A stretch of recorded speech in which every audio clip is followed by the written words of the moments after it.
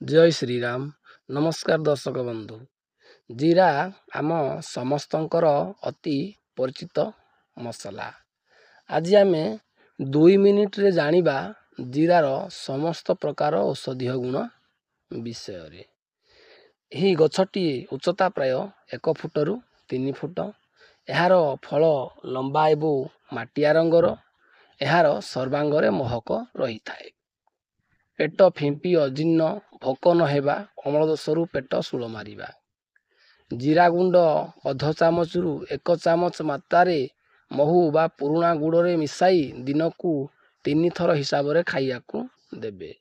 साधारण ज्वर और पाली ज्वर अध चामचरू 1 चामच मात्रा जीरा गुंड पुराणा गुड़े मिसाई दिन को 3 थर सेवन करिवे।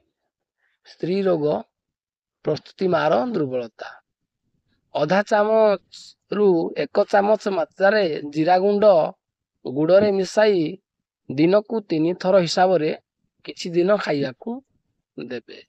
हृदर उपर मते औषध सेवन करिवे।